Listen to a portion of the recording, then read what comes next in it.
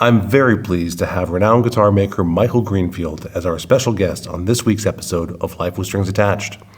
A native of Montreal, Canada, Greenfield carefully handcrafts a limited number of exquisite acoustic guitars each year, some of which now belong to an impressively diverse line of artists, which include Andy McKee, Peepo Romero, Paul Stanley, Charlie Hunter, Pat Martino, and Keith Richards, but to name a few. Greenfield says his guitars are designed with AI, Acoustic Intent, and that over his 30 years of guitar making, having produced several hundred guitars, his most important revelations about the instrument cannot be seen.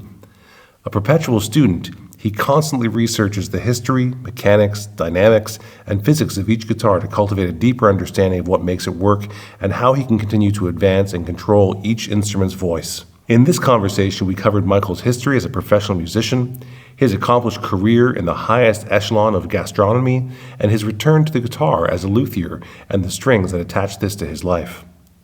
I thoroughly enjoyed my conversation with Michael, and I hope you enjoyed it as much as I did. Please note that there were some technical issues with Michael's camera during our interview, but given that most of our followers are experiencing the audio-only versions on podcast platforms, we decided to push ahead with the interview despite technical problems. For those watching on YouTube, please accept our apologies, and we hope you enjoy the conversation.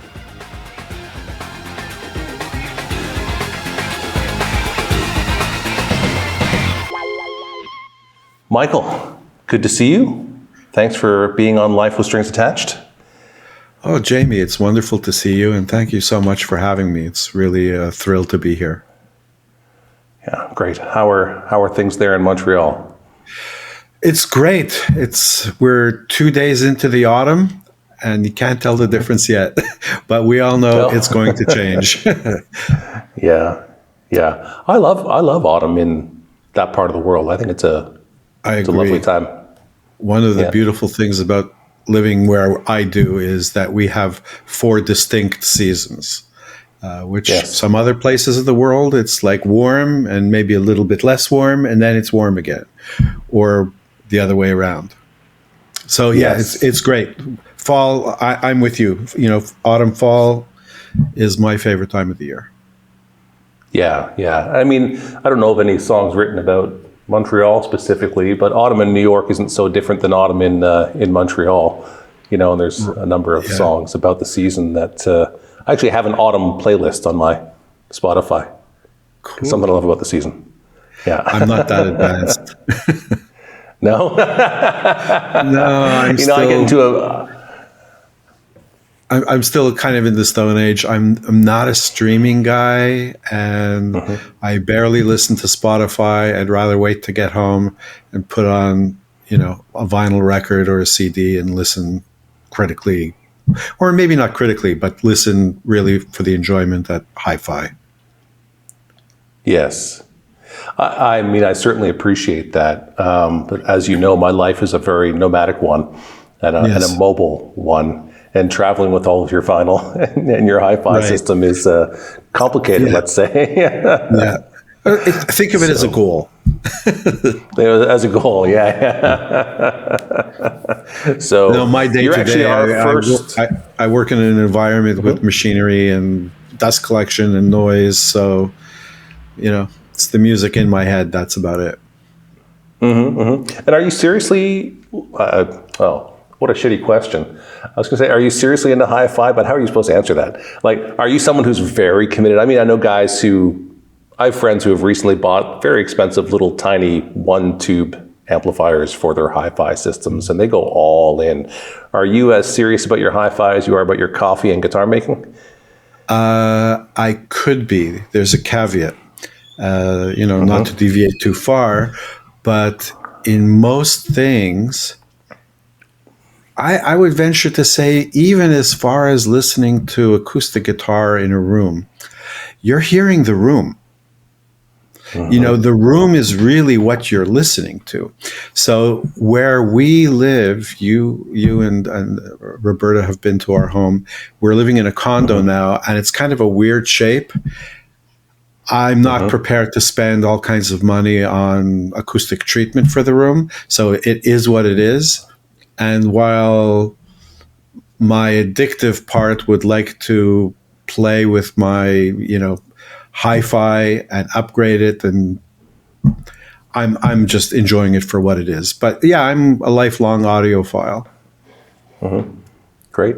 One of our earliest podcasts was with a acoustician who works within architecture, who his and my earliest conversations were around this idea of acoustic materials, and that, well, all materials are acoustic, and that we would like to shift that thinking a little bit. And he expands a great deal on the effects of things like books and plants in the home and such without buying acoustic materials. And you might enjoy going back and listening to, I think it's episode 3 or 4, Zachary Bellinger. And as an acoustician who... Yeah, my problem is the room itself is a weird shape. So like first reflections it's just a disaster. I mean, it's not a disaster. I enjoy listening to music, but it's such an asymmetric room that, when you're listening to first and second reflections, the timing is so off. It's just very hard to get, a really good, clear sound stage and all of that stuff. But I absolutely do enjoy listening to well-recorded music. That's, I like the shape of your apartment because it's unusual.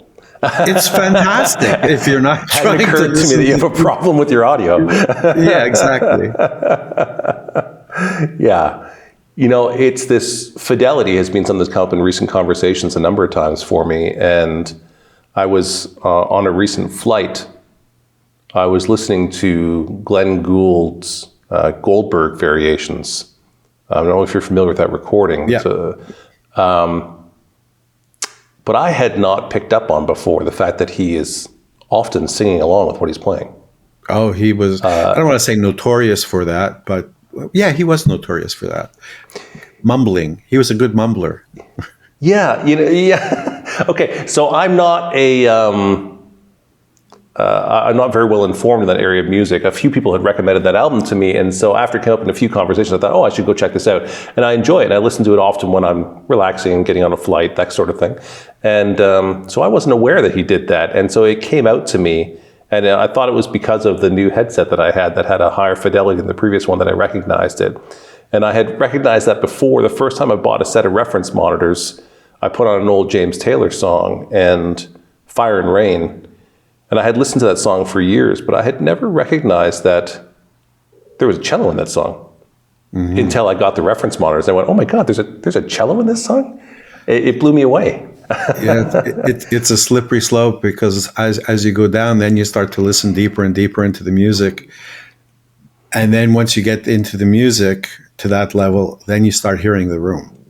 And that's really, when you're able to do that, it's wonderful. The thing is, you need music that has been recorded in a room, which sadly is happening less and less these days. Well, I mean, that opens up a whole can of worms with you producing acoustic instruments and not being able to control the environment or the perception of that. How do you deal with that in your mind? Interesting question. I make the best musical instrument that I'm capable of. And its job is to perform wherever it is. As far as controlling the environment that it's in, I do that somewhat, or I can't control it, but I ask pointed questions during the consultation portion of the commission where I'm configuring an instrument. I will try and understand where this instrument is going to be used. Is it going to be playing out live? If so, how frequently? Is it going to be traveling a lot?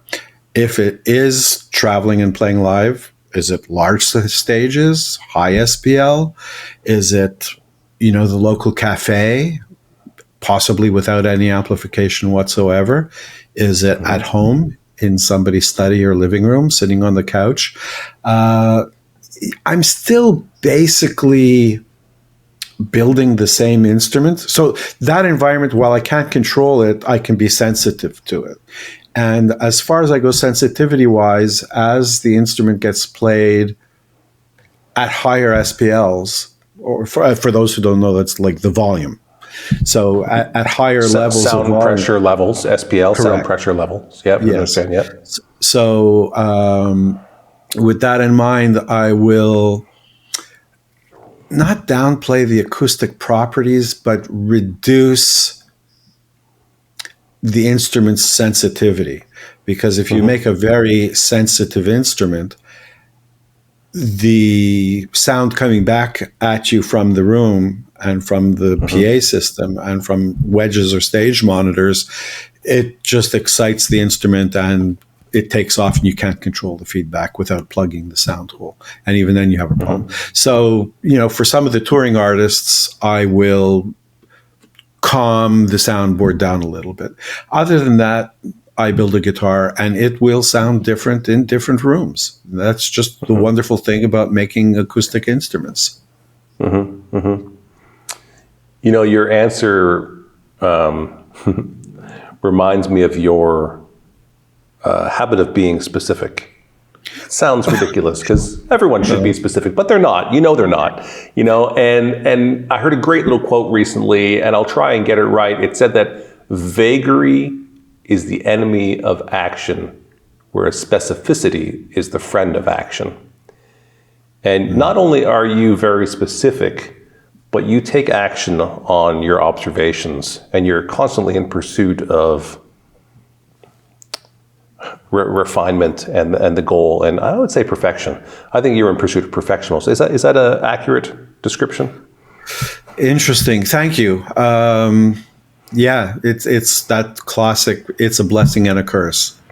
People have probably heard. The joke. The joke is the shop motto is "perfect is acceptable," but as you said, perfect. I haven't achieved it yet, but that's what keeps it fresh and exciting for us. We're just, when I say us, it's myself and my assistant, longtime assistant, Julien. So, we learn from every instrument. Like, it's not just cliche. We absolutely learn from every instrument that we produce. We do a lot of critical listening and analysis. We keep copious records and notes. And with that data, we're able to make decisions if we would like to push something in one direction or another. And it's through that philosophy, that chase, that I've been able to continue to push my work forward. And while the voice always stays the same, I feel that we're slowly optimizing the system being the instrument itself. I'm reminded of you making an espresso for myself and Roberta in your workshop, and the amount of detail and care that you administer when making an espresso. The spraying, the weight, there's a scale. You're drawing the espresso to a certain, not just volume, but a certain weight. And it makes me think that often people might be paying attention to the wrong thing. Because why, if weight is so important, why doesn't the scale come just built into all the espresso machines? Why don't people do that?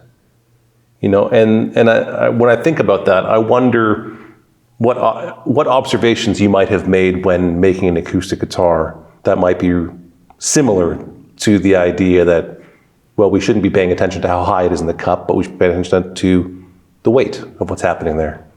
Is there parallels to that, Michael?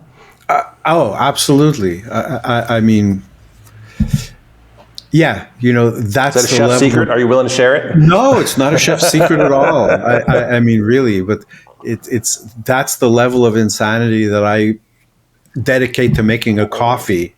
Imagine the rest of what's going on in my life. Yeah. It's a good coffee, by the way, folks. It's a very good coffee. Well, thank you.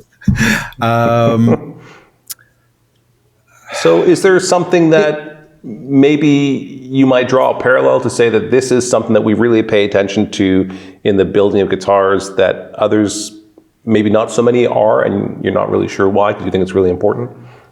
I can't speak to others because I'm not standing over their shoulder. Sure. And there are people, men and women crafting instruments today more so than ever before in history. And it's all over the map in that there are people who have made their first instrument. There are people who have made 12 instruments. There are people who've been doing this for half a century. There are people who've been doing it for 6 months.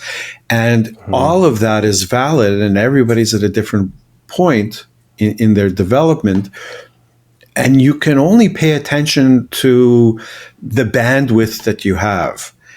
And based on your experience, in the early days, you're just trying to get the woodworking and the glue right. People aren't necessarily paying attention to accuracy of neck and soundboard geometry or perfection in fretwork and understanding how fretboards move over years of tension and what neck creep is, and some of those other details that you learn if you're fortunate enough to have done a lot of repair work before beginning to build, as I was.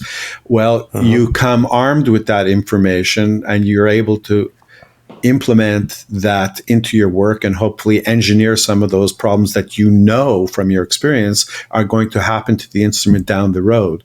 So that's an advantage. If not, well, you just have to build 50 or 100 guitars and watch your instruments and get feedback from your customers and hopefully learn those lessons and engineer that out of your work. So the point is, I think we're all trying to do the same thing.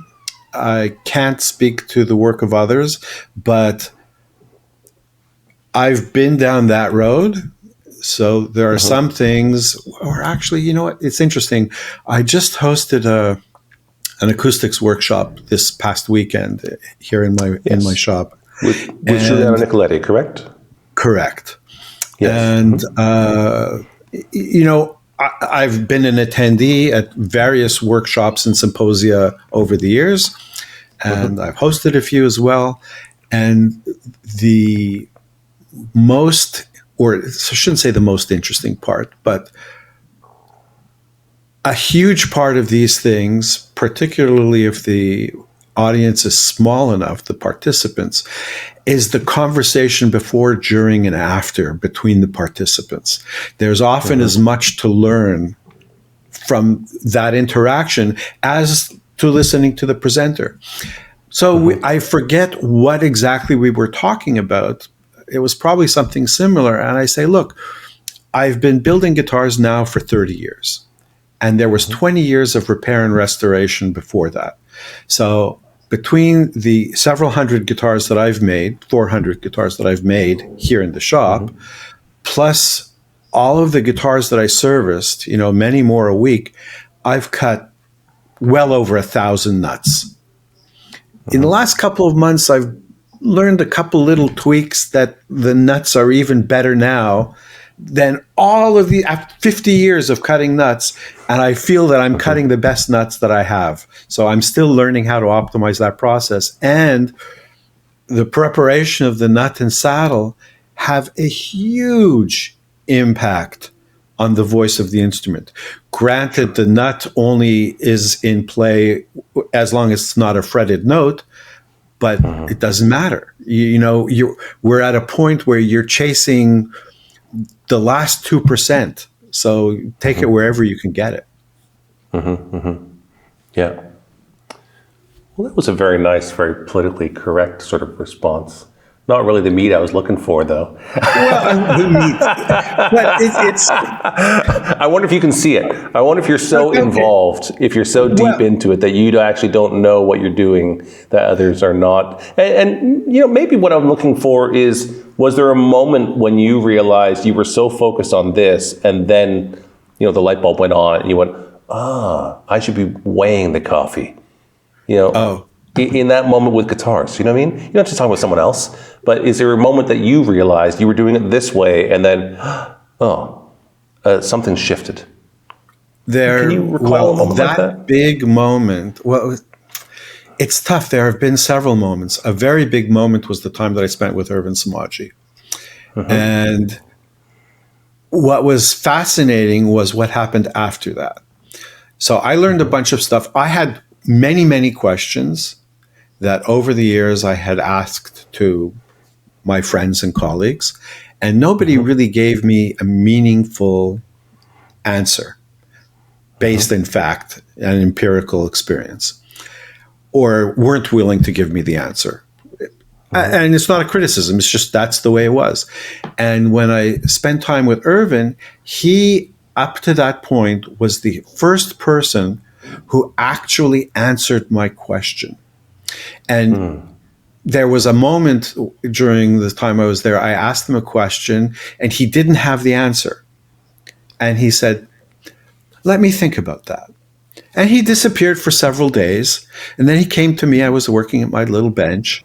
And he said, Michael, remember you asked me that question? I said, yes. He said, well, let's go have a cup of tea. I have an answer for you. And he answered the question, like, properly. So that was a big turning point. But the interesting part was, we all have our friends, and Mario Beauregard is a longtime friend of mine. He lives 45 minutes from me. And he was visiting me in my old shop.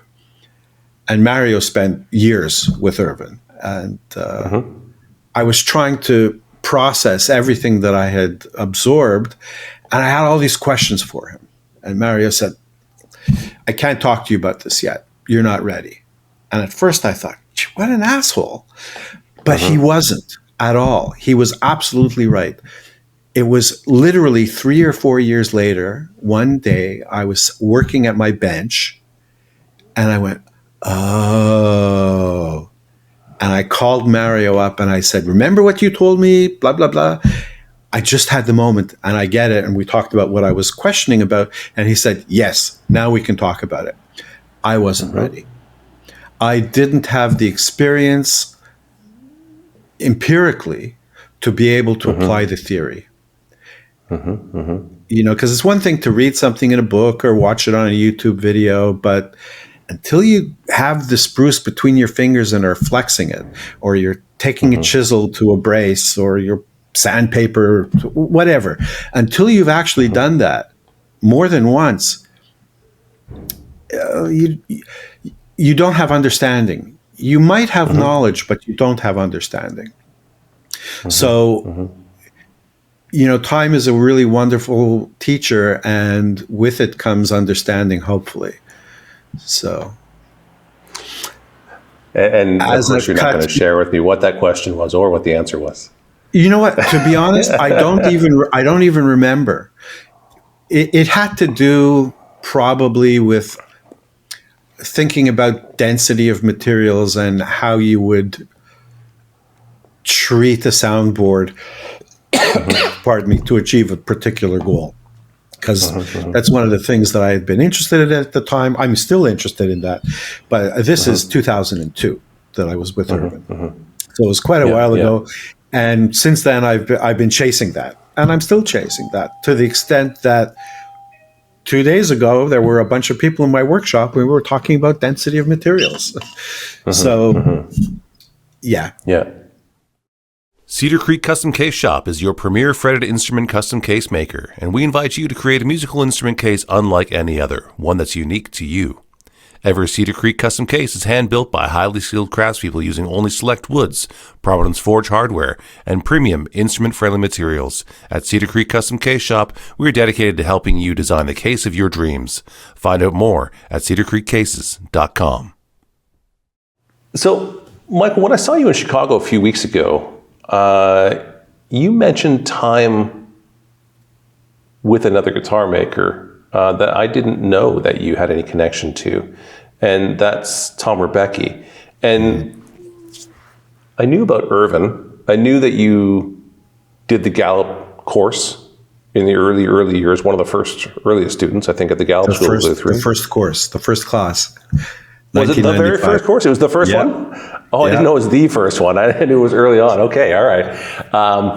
So, you did the first Gallup course. You spent time with Irvin Samaji, Tom Rebecki. I think you told me that you've been up to see Jim Olsen also. Yeah. All right.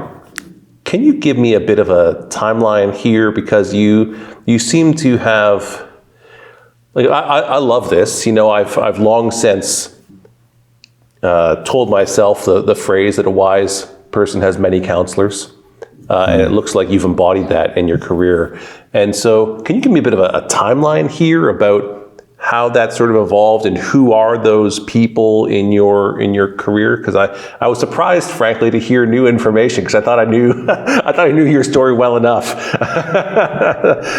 I mean, I'm still working on that, but as I said, well, I'll give the short version. But I had already been doing repair and restoration, and I was at the right place at the right time in the early 1990s.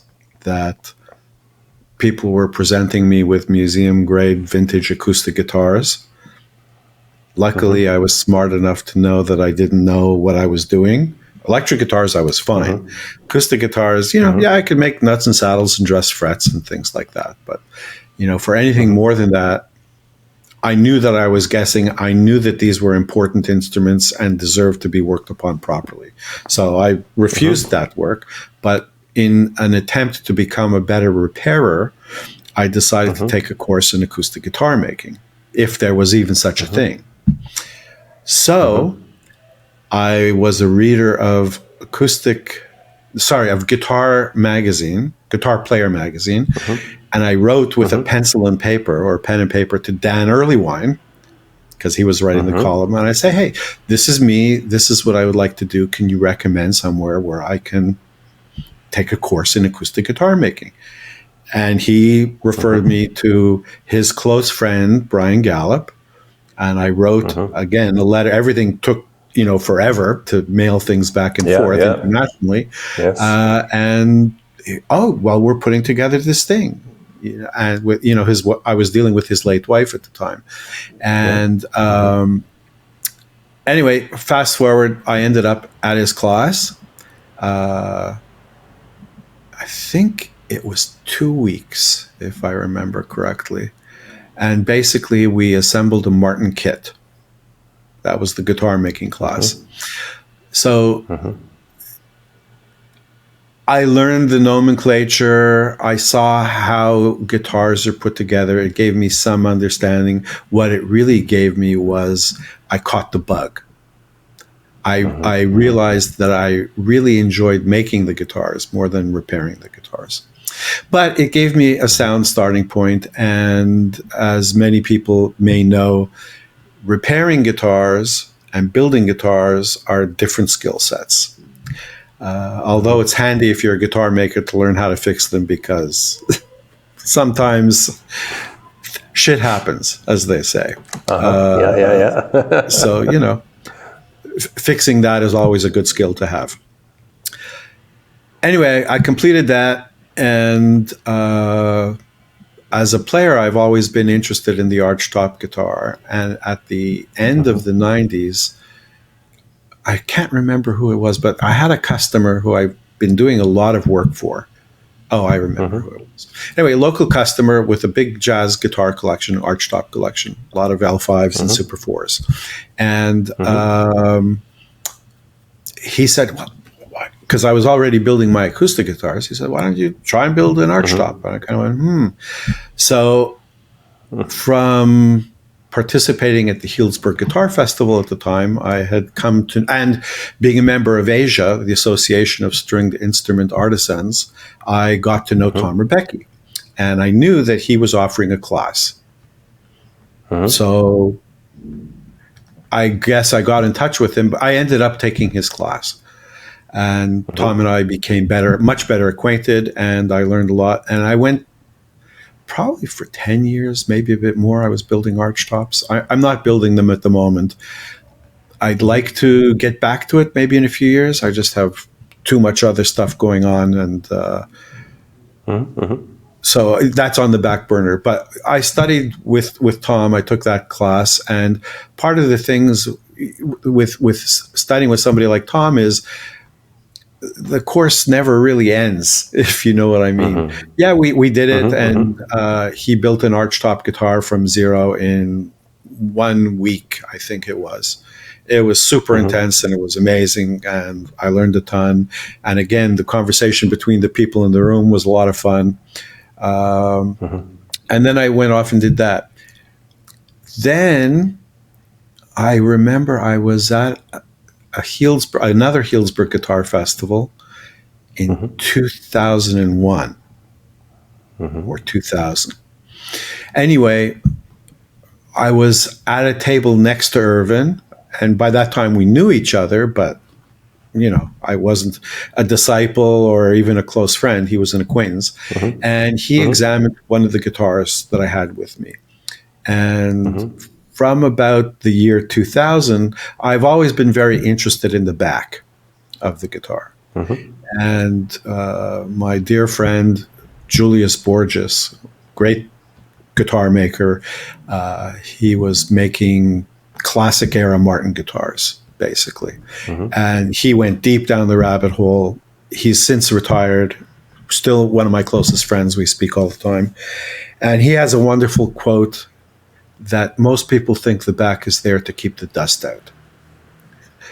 So obviously the back is hopefully doing more. So I went down that rabbit hole, started, I've always been reading a lot. I was reading the work of Dr. Michael Kasha and Richard Schneider, late great Richard Schneider, and started applying some of those concepts to my own work. And I brought the genesis of what's now my radially braced back with the famous, infamous tone halo. It was like first gen. And Irvin saw it. And we had a conversation about my thinking. And he went, you should really come and take my course. You need to come and study with me. I said, okay. So that's how I got to Irvin, and I did that. And we became quite close. And he, as I said earlier, really was instrumental in my understanding how mechanically the guitar works. And he sent me down the rabbit hole of applied physics. And that was Irvin. I'm just trying to think who else. Of course, or maybe not of course, I've been a longstanding member of the GAL and Asia. I'm also, I was a member of the Catgut Acoustical Society for a long time. I'm not anymore. Those are the violin guys, of course, and they have a really profound understanding of mechanically and acoustically how the instrument works.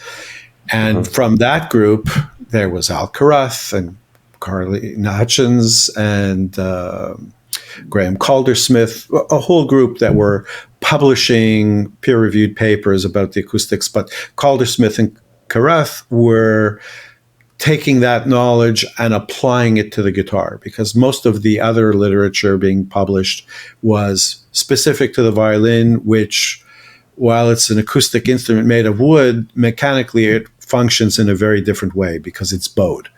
And it has carved plates. So it's a different beast. Anyway, I've learned from all of those people. And of course, there were the early on mentors, the people here in the Canadian community. Grit Laskin and Linda Manzer were very helpful early on. I could call them up on the telephone, which is what we did back then, before email and internet. And I would ask a question and they would give me answers. Often it was just how to live as a guitar maker. Linda particularly gave me wonderful guidance as far as what to do at a guitar show, how to prepare for one. And these are things that, I mean, maybe other people think about it, but back then there was one guitar show, and I had never been out of my workshop. How do you do that? So those people were instrumental. Lately, I've become part of this online community called the Luth Group. It started off particularly geared toward repair people. Anyway, it's just a bunch of really enthusiastic, talented, infectious, very knowledgeable people sharing their information. and it's a wonderful network. Michael Bashkin is very involved. The Jenkins are very involved. Chris and Jeremy. Yes. I'm just trying to think of. I don't think that quickly, but the education is never ending. Of course, or maybe not. Of course, I'm also a member of the EGB, the European Guitar Builders. So I keep up to date with what they're doing. And since pre-COVID, I haven't been over there, but luckily the Holy Grail Guitar Show is going to be happening next November in Paris. And along with it is going to be the symposium. They usually take a day and have a few lectures and things. So I attend that whenever possible. I've been invited as a presenter at various functions, and there are usually other presenters. Then on top of it, there are my connections within the industry. I befriended Larry Breedlove, not of Breedlove Guitars, but he was the head of engineering at Taylor Guitars over 20 years ago. And that whole organization, it comes down. It starts with Bob. And they're just such a wonderful, open, sharing organization. So I'm, not even the fly on the ass of a small animal compared to Taylor. And Breedlove was very, open and forthcoming with things. I've been to the factory several times because my thinking is and always has been, if you want to understand how to do something well, go and talk to somebody who's doing it 900 times a day. He's since left. There was another gentleman who was in charge of the finishing department, and he sort of passed the baton to this new fellow, Chris. He's not new anymore. He's been there for a long time. So, a couple times a year, I might have a question, and I could reach out to them. And, through my connection originally with Larry. And, so for instance, if they are curious about a new abrasive, they can try it on more guitars before lunch than I've crafted in my entire career. So they can make, meaningful decisions. So that's one level. And then there's, Kevin Ryan, a good friend, and Michael Muller, good friend, and Dana Bourgeois, and Santa Cruz, Richard Hoover. Not a friend, an acquaintance, but somebody who I have a tremendous amount of respect for. And also, the few times that I've sat down with him, very open and giving. So I'm constantly learning. Constantly. And so many people have had an influence on my work. Well, that's great. And what I love about that, Michael, is that you continue to do so. And, well, before I get myself in shit here I go again anyways. I don't mean it in a negative way, but many of the guitar makers who have as much history as you have these days, when I speak with them, they seem to be a little more content to watch the grass grow these days. They're not so actively trying to improve or learn. They talk about their career as being established, they've got a long waiting list, and basically they don't need to try as much as they used to try. And I certainly won't name any names, but trust me, I've had more than one of these conversations, many of these conversations, and that's okay for me. No one is beholden to change, as much as you're also not beholden to be the person you were 5 minutes ago. It's up to you to decide whether or not you're going to move on from where you are, continue to grow, or whether you say, I like it here. And that's perfectly fine. But most people who have as many years behind them as you do, that I meet they feel they've made their stamp, and that they're not actively out there, and we're not very hungry anymore, let's say. And that, I know that sounds like a criticism, I really don't mean it to be. I just mean it to be a statement of fact. You know, that there's people out there who are trying to still make a mark and who wish to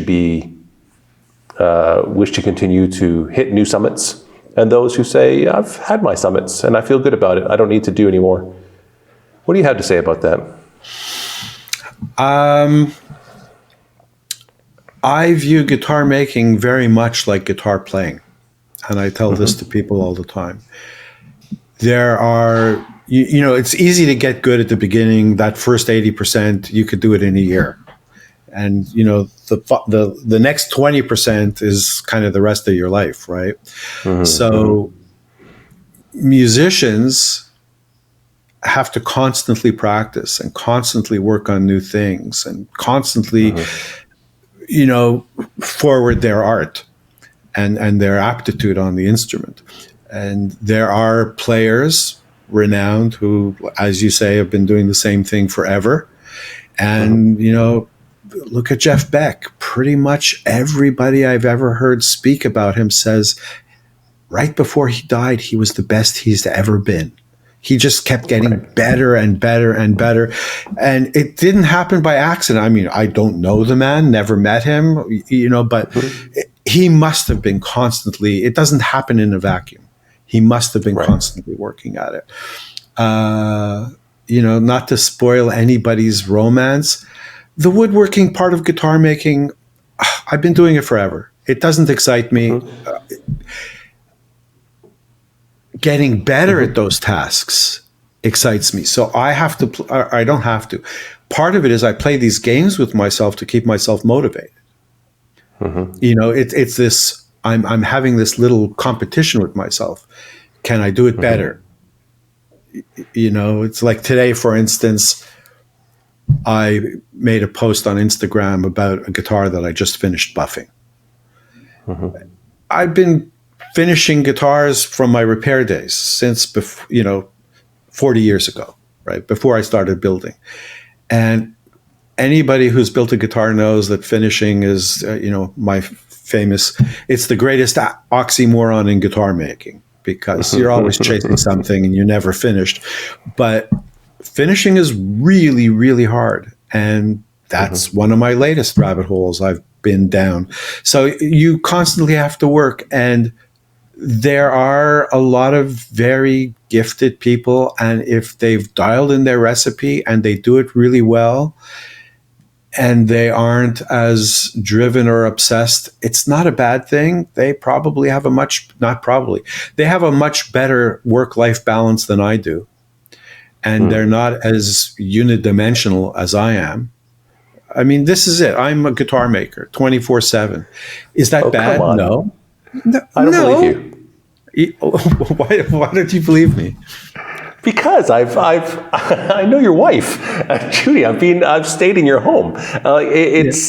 You're a great cook. You're passionate about food. You're passionate about travel. You know, you have thoughts on a lot of different things. I think that you're selling yourself really short by saying that you're unidimensional. Yeah, but I always bring myself. And I also know that your wife is madly in love with you. Well, which also likewise means you're not just doing one thing. Your wife is not obsessed about guitars. She doesn't love you because you're an amazing guitar maker. She loves you for all of the other reasons and the fact that maybe you're a great guitar maker. But inside my own head, 24/7, I'm chopping the onion, and I'm thinking about if I could shift the resonant frequency of the air in the body 2 hertz lower, what would that do? So that's kind of, I have my own little narrative going on all the time. Absolutely. You know, I go to the Met, I see wonderfully inspiring art, and I'm thinking about how to curate a show of guitars. Right. I'm absolutely with you. You know, someone is talking about high performance cars and physics with that, and I'm immediately translating it into, you know, the movement of a guitar. And so I'm with you on that, but I don't think that's unidimensional. I think you're focused, and there's a great deal of breadth to your work and your understanding. And I think that is further demonstrated by your continued pursuit of varied opinions and new knowledge, including most recently this very last weekend, only two or 3 days ago. So I'm not letting you off the hook with being unidimensional, Michael. Okay, I will defer to your definition of my all-around being. That's fine. That's fine. I won't push back. That's fine. But if you ask my close personal wife, Yes. she would very much like me to take my foot off the gas pedal a little bit. Unfortunately, I haven't been able to do that yet. But it's okay. I'm happy. Yeah. Yeah. I hear you. You know, my wife and my children, whom you also know, and they work within our company. I think Roberta said something the other day. It's like Jamie realized that we had 4 hours on this drive, that we're going to go right through here, and they laugh to each other like, "Oh, he's going to figure out what we can do with those 4 hours to maximize our." We're driving right past this, and we could record something, do an interview here, Anyways, that's the reason that we're busy all the time is because if we have a free moment, we fill it with something else. We're constantly evolving, constantly. I'm a serial entrepreneur, and I think you understand that. Yeah. Yeah. Yeah. So, well, great. So, I'm trying to get a sense. As I said,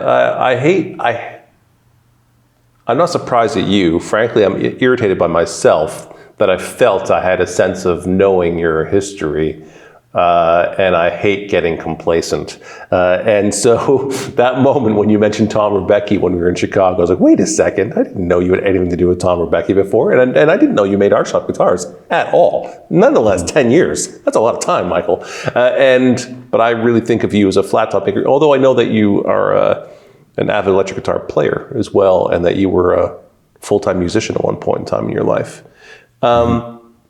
And maybe the story's been told here, but for the sake of the people who are listening to this conversation, maybe getting to know you for the first time,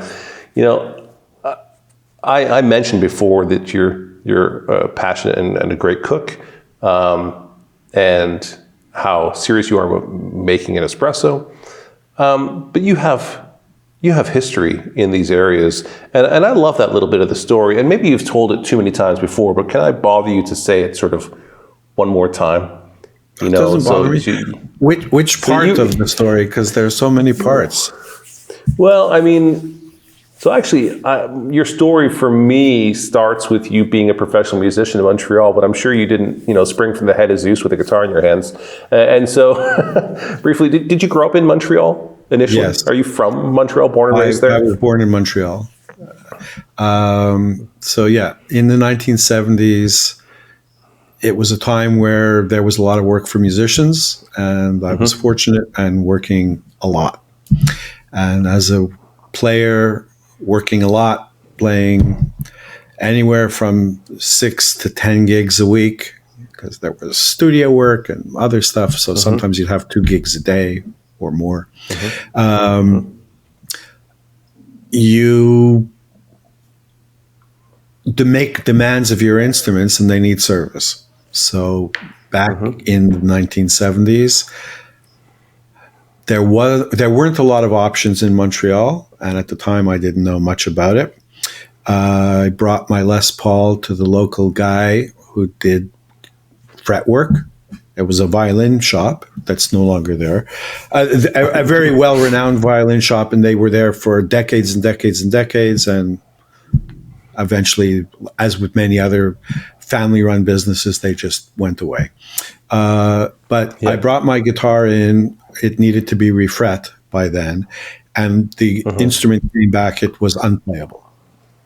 So I vowed to myself, okay, I need to learn how to do this myself because I can't go through this again. So that's when I learned how to do, fret dressing and fret work, and then that led to cutting nuts and adjusting intonation and futzing around with, electric guitar stuff. So I did that, and I started doing that for some of my friends, and it was a pastime. It was a hobby. It wasn't a career, but that's where I learned how to do guitar setup. Also, during the 1970s, as a working musician, you had to be part of the Musicians Guild, a union member, or you couldn't play even in a crappy little club, because the union sent their sergeant of arms around. They would show up every night at all the key clubs, and okay, boys, union card.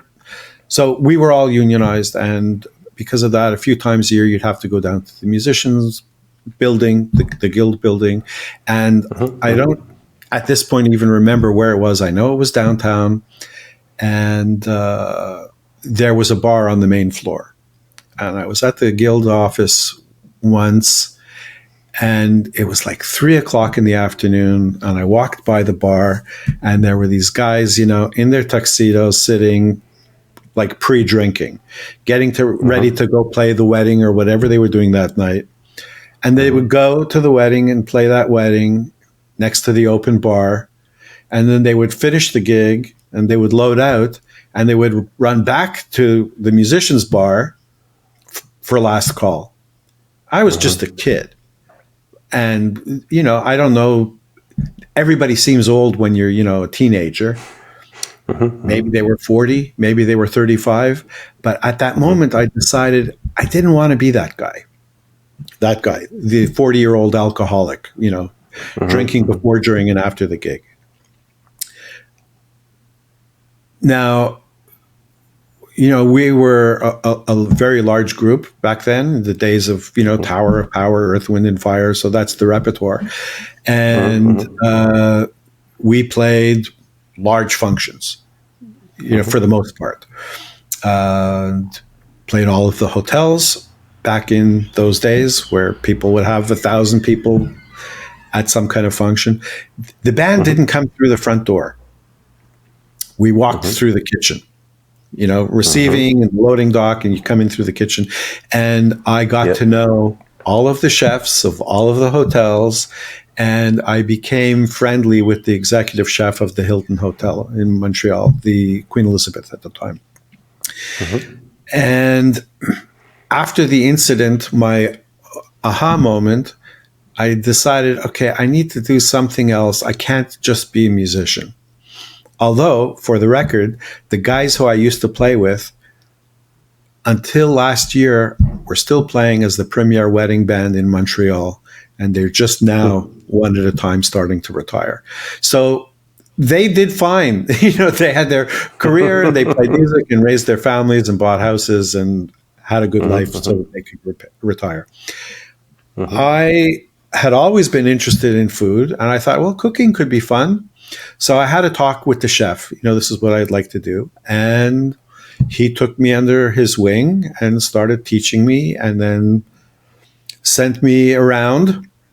He sent me to a 3-star Michelin restaurant in France, where I apprenticed. And then I came back, and he sent me to all the fancy restaurants in Montreal. And of course, I worked at the Queen Elizabeth.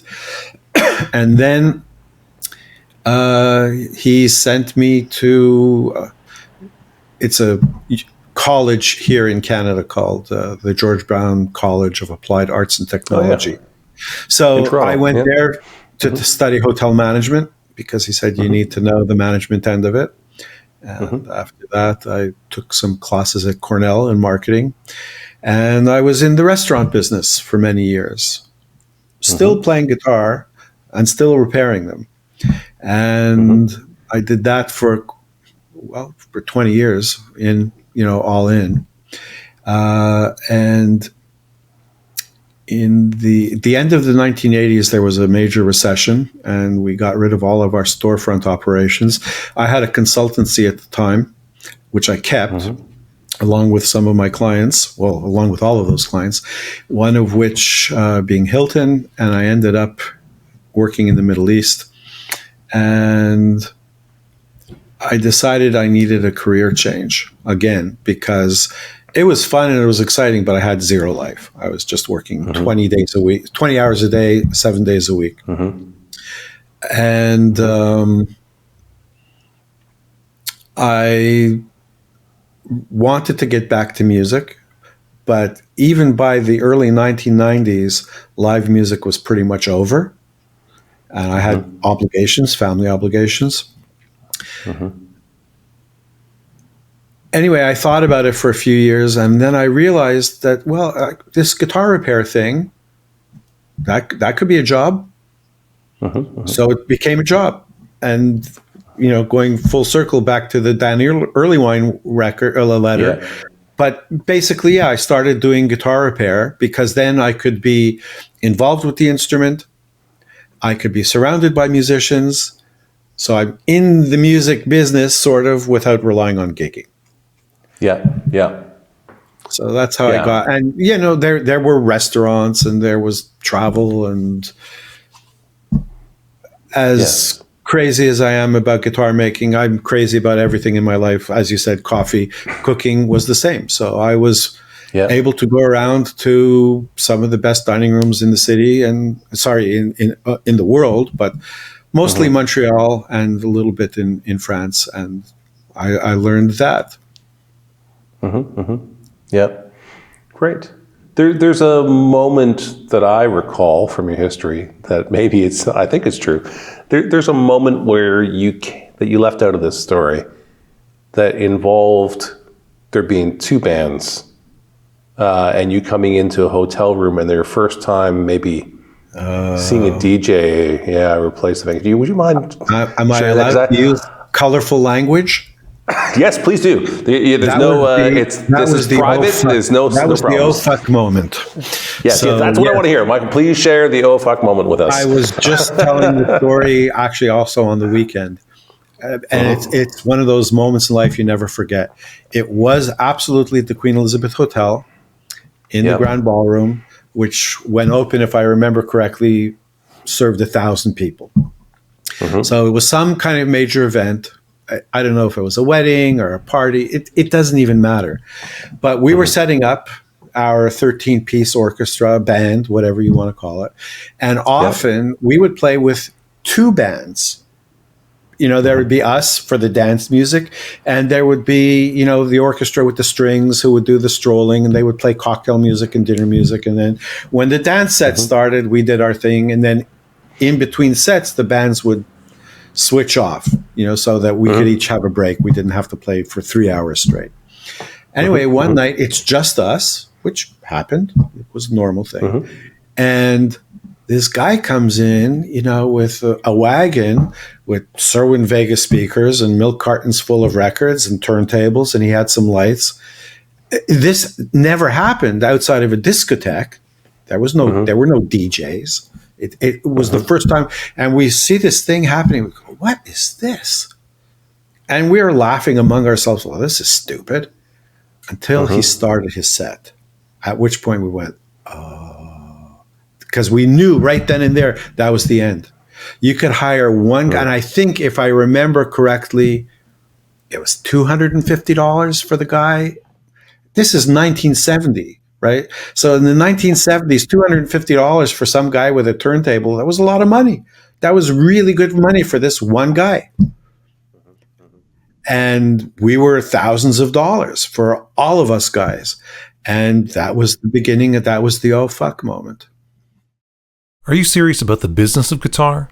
Then you need to join us on Patreon. We're building a future where guitar makers are able to live prosperous lives making instruments that inspire the musical experience, which helps to create a more beautiful world, where others who are passionate about the guitar can thrive. Those who help in the promotion and resale, trade shows, writing of books and articles are supported as a valuable part of the community. A community where we explore with curiosity and encourage those around us in their endeavors. With a community effort, we can accomplish far more than we can individually.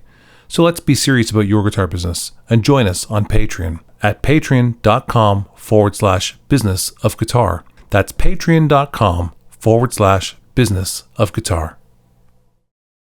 Yeah. No one likes living through those moments necessarily. But I really like hearing about these moments and revisiting them as sort of an understanding how to navigate the future and where you're currently at. Because for some reason we always get this, I don't know, we tend to settle into this idea that things are the way they are and they're going to remain that way, which is ridiculous because they've never remained that way. They've always changed. But we get the feeling that they should be this way, going on. And so, the surprising moment when you have that oh fuck moment for you,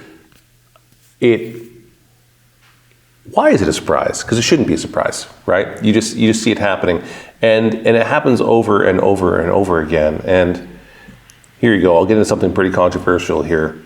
You watched a transition happen, and you went into the kitchen. You spoke with your chef friend, and you said, "Okay, I need to make a change." And you adapted. You changed quickly, and I think that's super important. Of course, we all have lots of friends who are musicians. We're in the music industry. And I see so many posts on social media with musicians talking about what Spotify is paying, what AI is happening, talking about how musicians are getting ripped off and getting underpaid, and I don't buy it. I know it's a very unpopular opinion, but the reality is there were very short windows in time where you could make a lot of money playing music. And that was because it was a change. That's because there was a limited amount of people who had the skills to do that, and it was in demand, and therefore people would pay enough money to have it happen. But as soon as there's a cheaper option concerned, as soon as that DJ shows up in the scene, we've always taken the cheaper option. Always. We're always switched to the new thing, always transitioned to the new thing. And the money that was in the record industry, they were basically venture capitalists. They're venture capitalists who went to Memphis and said, wow, we don't have music like this in New York. I bet you I can sell this to people in New York and into Chicago. And say, really, mister? Yeah, well, what if I gave you X amount of dollars, but you have to agree not to record your music with anyone else. You only record it with us, but we're going to pay you enough money, we're going to get rich together. And the musician says, okay, I'd like to do that. But it was an investor. It was a record label who came by, a venture capitalist who invested in them and then saw the opportunity to sell it somewhere else because the radio stations didn't go that far and they didn't have that music there. So they were introducing basically a new product into a market that didn't have it before. And that always has an arc. That always has a peak and it always has an ending. Every time. And so as these technological changes happen and as we move through these periods, there's moments where investors get involved and there's money to be made, but then eventually there's saturation. And eventually the supply and demand flips and there's less money to be made in it. Then the same people who are complaining about not being able to make money in the music industry are the same people who are recording everything their own on their home computers and no longer paying the engineer or the studio or anyone else involved in the supply chain. And so we had the benefits of being able to distribute our music en masse very inexpensively. But that also means there's less money in the system. There's less money in the system for people to make their wealth off of. And for whatever reason, I just don't hear anybody talking about the fact that, wow, it's incredibly cheap to record music now. Do you watch the Queen movie that came out a few years ago, Bohemian Rhapsody? And I don't know if it's true or not, but Freddie Mercury convinces the rest of the band to sell their van to record their album. To get one night in a recording studio. They sold their van one night, and it was overnight. It was the shittiest time. It was like, I don't know, midnight to like 6 a.m. or something. The engineer's like falling asleep, drinking coffee, trying to stay awake. And you're old enough to have probably done that. I've done that. I've been in the overnight session because we didn't have the money for the regular time, and it was really expensive to use a recording studio before. But guess what? That's where the money was in the industry, and we don't do it anymore. You can record stuff on your freaking iPhone now. That sounds pretty good. And then upload it to the world. And the economics of it all changed. And so, good for you for seeing a DJ walk through the door and say, oh, change is happening, I should change too. And you've reinvented yourself a number of times. I didn't change because of that. I changed because I didn't want to become an alcoholic. That was just an anecdotal, like I was there at that moment and I saw it and we saw the writing on the wall. pushback to that was that my peers who I used to play with, they continued playing for another 45 years Yeah. and making a good living at it. I will also say that, yes, in the 1960s, 70s, 80s, studio time and producing a record was hundreds of thousands of dollars. Like to release an album was $250,000, just a ballpark figure. And Yeah. it was also a time where there were record companies. And you could say what you want about the record companies. I'm not making a value judgment. There was probably there was a lot of nefarious stuff going on. But were it not for the record companies, all of the great music that we reference today would never have been made, or it wouldn't have been recorded. So they enabled that. And then the people who are recording on their home studios today, they have that body of work to reference. That's right. But, let's go back in time. Before the record company, there was the monarch. And the monarch, or other patron, and they would have a court composer who they would take care of. And there were musicians. They put on symphonies.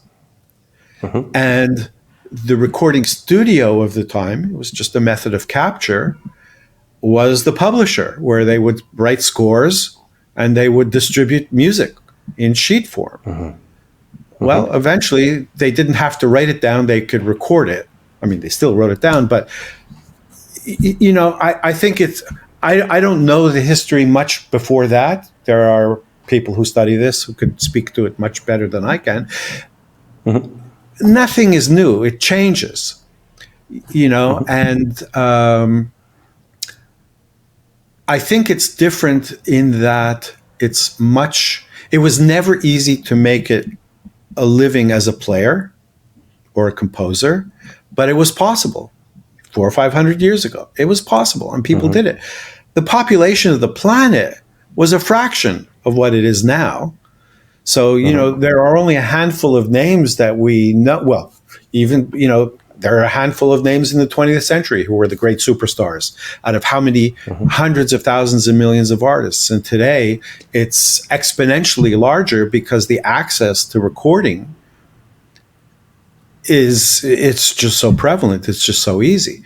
Is it better? I don't know.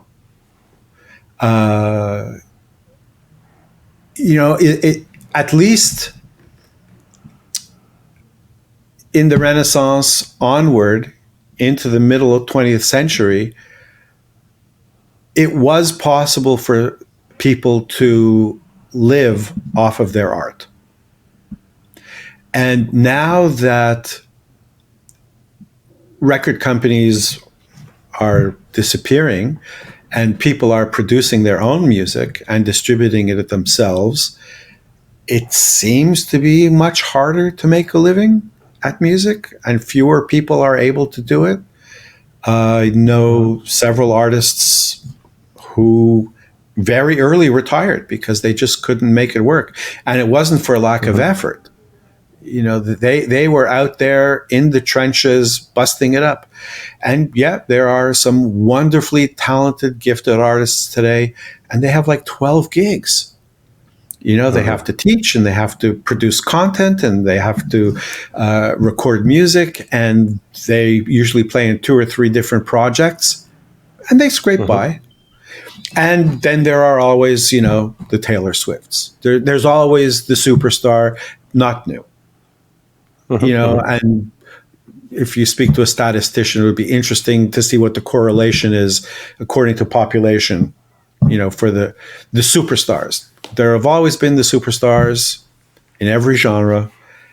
I think there always will be. I have a good friend who grew up in the recording arts. He trained with Eddie Kramer and worked at Abbey Road Studios and the Townhouse in London.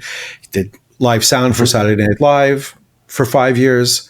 So a very legit engineer producer. And for years we would have coffee every morning at a cafe in Little Italy. Sorry, not every morning, twice a week.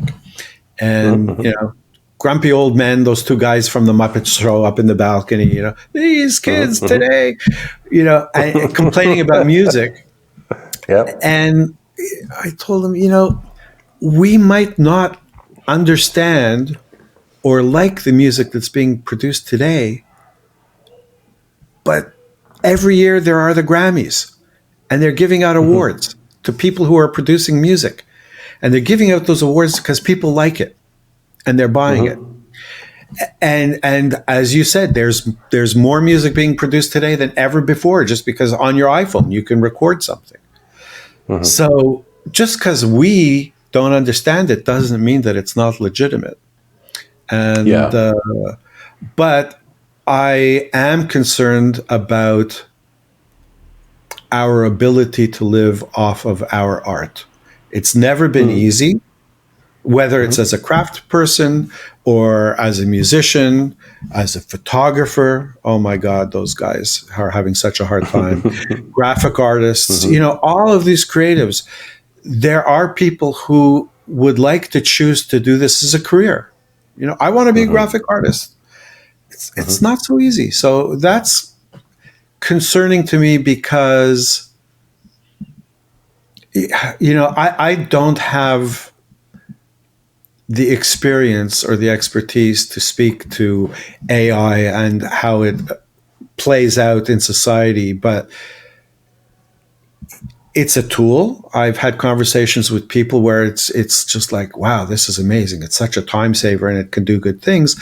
But and this isn't just specific to AI, but I think it's healthy as a society that people can create things and make things. And if you choose to do that, you should be able to decide, this is what I want to do for a living. I want to be the local furniture maker. You need a table for your house? Come to me, I will build it for you.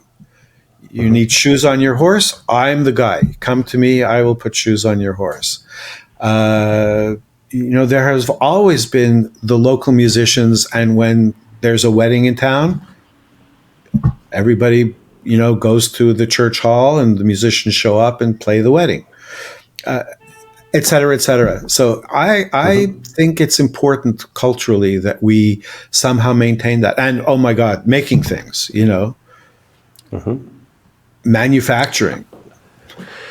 I'm not talking about guitars, airplanes, whatever. Yeah. No, I completely agree with you, Michael. I think that, the part of the conversation that we started with was on a professional level, how much money is in it. And so there's value to creating things, and there's the monetization of them. Creativity takes many forms. And being creative also can be shifting your business model and recognizing that there's just not a need for that right now. People don't want to pay for that. So I have to find a creative way to do something that will do that. So there's a professor, Thomas Stoll from Stanford University. I heard him in an interview not so long ago. He's almost 100 years old now. Brilliant guy. And, when you have a career that's that long, people ask you about, advice for future generations, so what you'll give to them. And so I heard him on Uncommon Knowledge recently was asked, what would you say to future generations? What's the advice you would give to them? And he said, acquire skills that people will pay you for.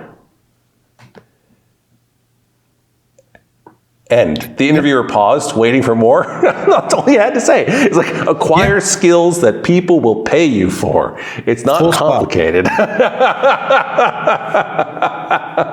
and then you will be able to afford the things that you want to do in your life. Making money is a part of the equation because we no longer hunt and gather. We do things to accumulate credit that we can then spend somewhere else, for someone who is farming or someone who is hunting or raising livestock or whatever it happens to be.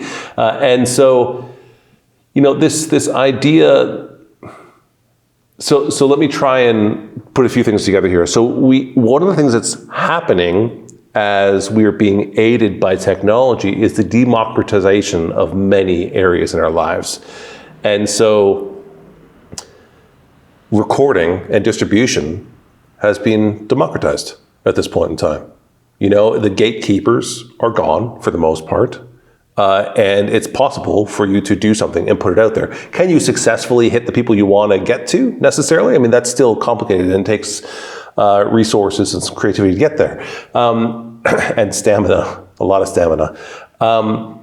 But what also happens is that people are able to do more with less. And so I just celebrated the first birthday of my first grandson, and my daughter put together a photo album. She lives 6,000 kilometers away from me and my wife. And in modern technology, we get a photograph pretty much every day of our grandson, and we speak to him, every day on like FaceTime. We get a chance to see him and smile and see how he's growing and talk to him. And we get together face to face a number of times a year. But daily, we get to interact with our little grandson, Theo, and it's one of the greatest joys of my life. She takes photographs and sends them to us on WhatsApp, on our cell phones. And for his first birthday, she put together a photo album. And I was flipping through this photo album because she has photos every day of his life. And so she curated it down to photos that she thought was representative of the important sort of steps in his first year. And I said, oh my God, this looks amazing. My childhood photographs are awful because my parents didn't know how to take a photograph. We had red eyes, and the photos have changed color now. They're all orange during this period, and during this other period, they're a different sort of color. These ones are underexposed, so on and so forth. But now, your phone takes such a good picture, quality-wise, and the AI works out all of the issues. The only thing left is composition. You have to line up the photograph. And frankly, even that's somewhat negotiable because you can crop in because they're shooting in high enough resolution now that someone else can come along and say, oh, you should frame it like this, but that means that the enjoyment of a photograph for the average person is much, much higher. And so what is society gaining, even though there is a loss for those who acquired particular skills and were the only ones who could achieve a good quality photograph at one point in time? I think the net gain for society is actually much higher. I'm not sure. So now we're into a protracted conversation.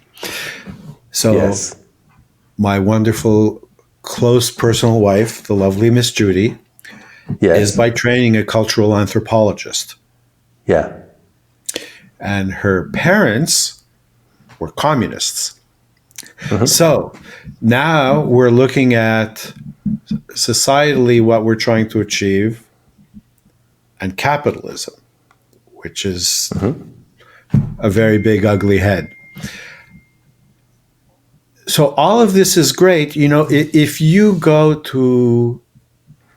So she did her field work in Papua New Guinea.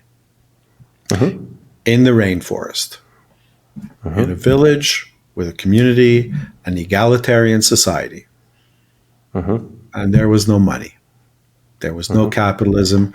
People had their jobs and they did things and everybody took care of each other. And that's not such a foreign thing. I mean, yes, there's always been monarchies and the king and this one and that one all over the world. But most people lived in a community, and especially when you get into those tribal situations, the old ones, well, they can't work in the field anymore, so they do things. They take care of the kids in the village, and somebody else cooks, and somebody else is good at making bowls, so they carve bowls for everybody else. And you develop skills, and you get good at a thing, and everybody takes care of everybody. So I don't think that there's anything wrong with that. Sure, you could learn how to be a musician, learn how to master an instrument, be great at it, and be able to live, whatever that means. If it's because you're part of a community and that's your contribution and you will be taken care of, you're just taking greed out of the equation. And this is a philosophical conversation. We're not going to solve anything. And I'm sure there are people who disagree with it. But as soon as, somebody has to, well, this isn't a secret. I've been in the building that my workshop is in for 18 years, whatever it is, almost 20 years. And when I moved from my original shop, which started out as, 30 square meters, 300 square feet, Yeah. I looked long and hard and I found this space. And part of what I was looking for was a long lease, because I knew I wasn't going to want to move again. And I had the world's greatest landlord, and I was spoiled because the lease was so reasonable, et cetera, et cetera. And one of the things that the landlord told me is his family is in real estate, and their model is they acquire property and they don't sell. So don't worry about it. You want a 20-year lease, 25-year lease, whatever, no problem. And that's the way it was. And then just before COVID, or right at the beginning of COVID, he came to me, he said, I think I'm going to sell the building. I said, well, Eric, what do you mean you're going to sell the, what happened to we never sell? Anyway, to, shorten the story, he said they threw a stupid amount of money at him. And yeah, he sold the building, because this whole area where my workshop is in, they built a university campus 500 meters from here, maybe even less. And the whole area is gentrifying. And this huge real estate corporation bought the building. And like the occupancy rate, the rent that they were asking was about 5 times what I was paying. We negotiated, but the bottom line is because they were going to evict me. I was going to lose my workshop. And now the problem is, or challenge, if you want to be politically correct, the reality is real estate prices, not just in Montreal and not just in my neighborhood, globally are insane. Certainly in Canada, it's a conversation across the country that there's a shortage of housing. How are you going to make that up? And listening to the news, it's similar in the United States. There's a deficit of available housing. Supply, demand, prices are crazy. And whether it's for our home or my workshop, I have to pay for that. So, if there isn't a market to support what it is that you do for a living, or all of a sudden your worth is diluted, and as a musician, you can't make as much money as you used to, well, it doesn't change the fact that, the cost of food has gone up and the cost of occupancy has gone up, and insurance and everything else. So we're a part of this capitalist monster around us where everything is going up, and the people who choose less of a I don't want to say capitalist, because I'm a capitalist just because I sell my goods for money, so that's capitalism. So it's not it's not a simple conversation, and it's not a simple solution, I don't think. It's easy to say do this, do this, do this. Yeah, but the rest of the world around us doesn't feel that way. I would love to be part of a small village and make a guitar once a year for somebody and be just fine. Live in my house and take care of the neighbors' kids and have somebody take care of me when I can't walk anymore. Terrific. But that's not the reality. Although we are talking about that with our kids. So. Yeah, no, for sure. And I mean, that's a bit of a, that situation there, to explain that, the situation that you're talking about is rare, and the surviving tribes around the rest of the world today are somewhat sustained by the fact that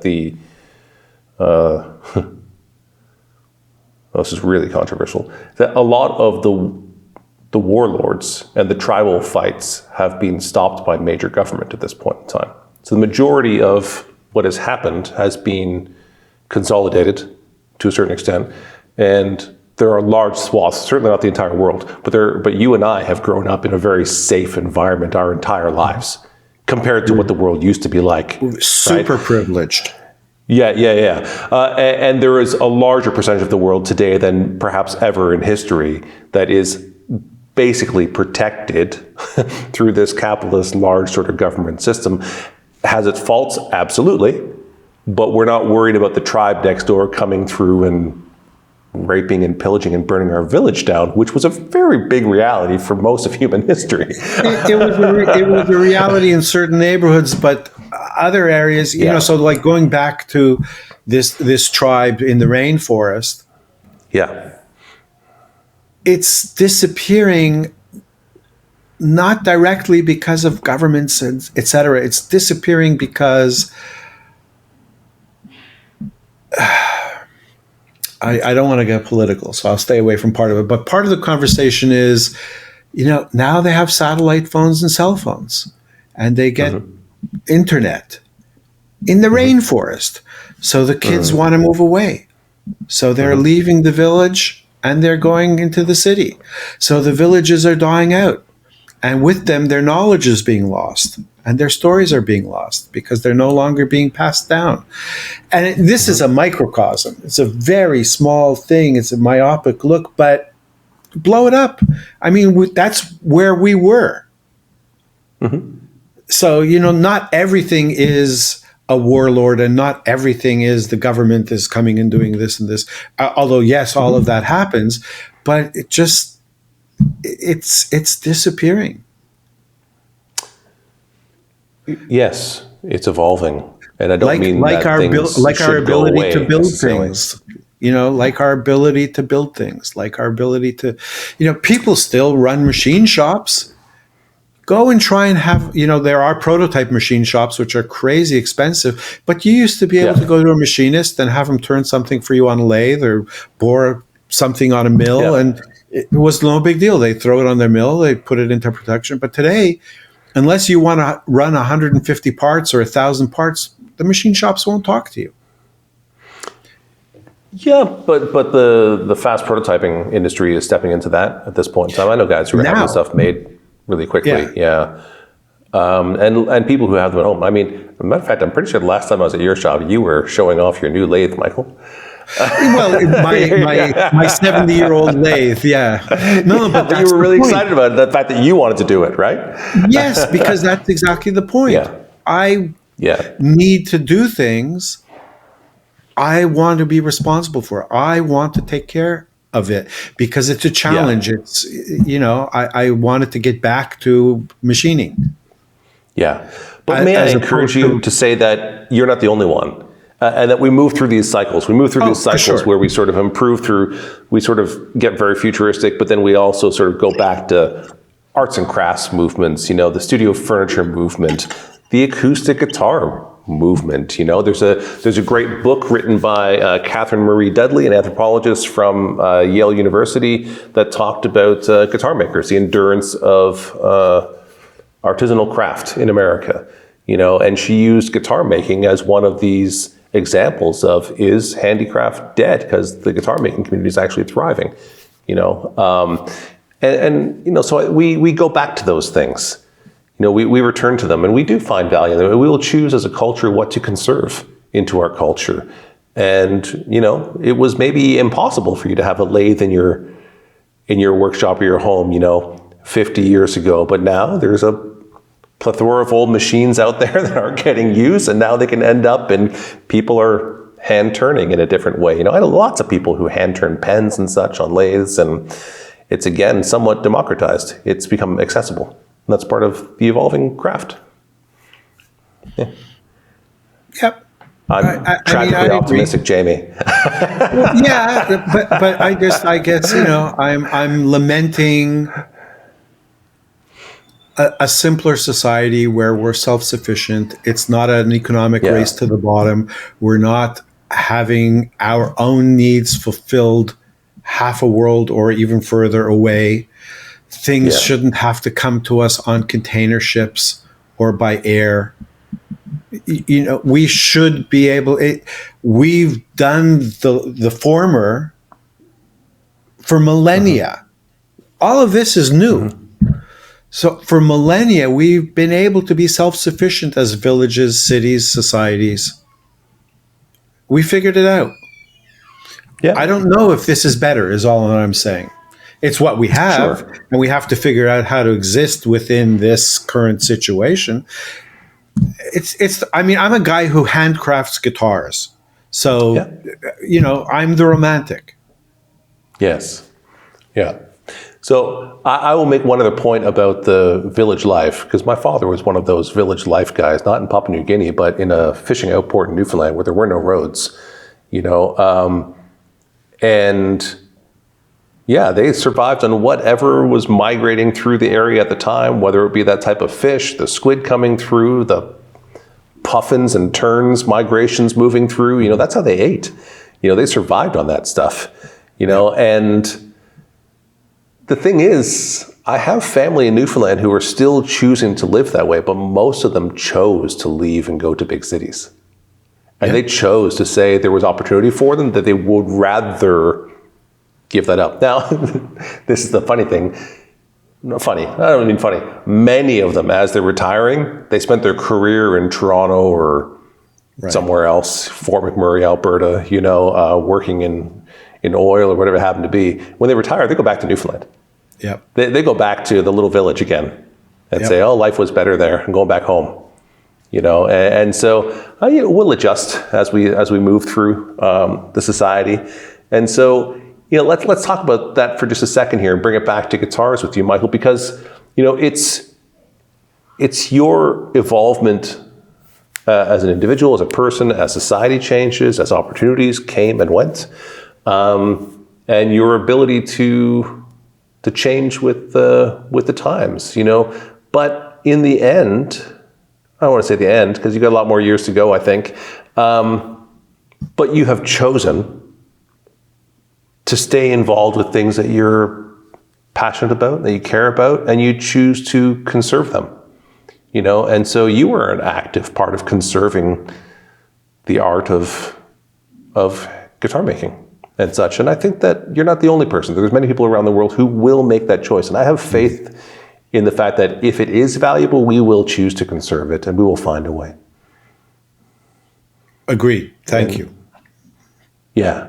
Yeah. And you and many of our friends in common, are saying, that's actually the life I want to live. And as you said, Linda Manzer talking to you about, this is how to live as a guitar maker. Mm-hmm. This is not a pursuit of great capital gains. This is a pursuit of a great life.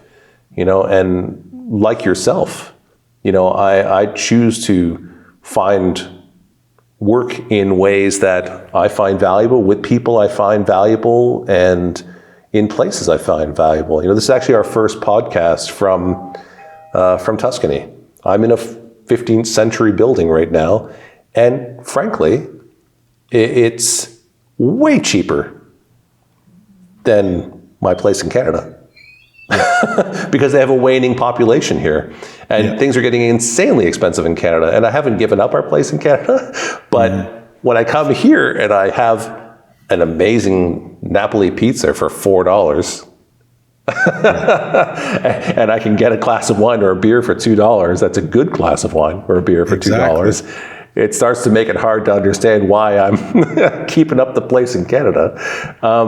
But frankly, that's why our forefathers left this area of the world and went to North America. We went for the opportunity because we thought there would be a better life over there, and we could do the same. I know that's hard, but I think that's just our reality, is that things will shift and there will be areas that are hard. But that also people will choose the good life. And I think that, one, the guitar makers are choosing a life they find valuable, and two, our customers. I think your customers invest in your instruments because they find value in what you're doing, and they find value in the idea that there are people who are doing such things in a world where that seems hard to come by, perhaps. That there's a sense of authenticity and truth in handcrafting and making things, and there's somehow a deeper humanity in that. And I think that's the value that keeps our handmade artisan guitars market going. And so I think the proof's in the pudding. People invest in it because it is valuable. So I think it can be sustained. Yeah. I hope you're right. I agree with everything you say, and I hope it can be sustained. Yeah. Yeah. So thank you for making inspiring guitars and for caring that much. Oh, it is entirely my pleasure. Thank you. Yeah. I have a better life for knowing you, and I believe you are actively making the world a better place, Michael, and you should be thanked for Wow, that. that's very flattering and kind. Thank you, Jamie. I'm like, Yeah. wow. I'm Yeah.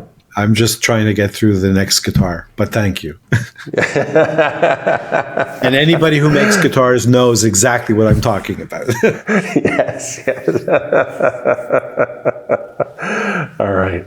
Well, Michael, I'm sure we could talk for much longer, but we should wrap up this part of Life with Strings Attached. For those of you who are listening, Michael and I will continue on for another 5 or 10 minutes on the topic of the business of guitar, which is on our Business of Guitar Patreon. If you want to check that out, you can go over to our Patreon there, which is Business of Guitar, or Patreon/Business of Guitar.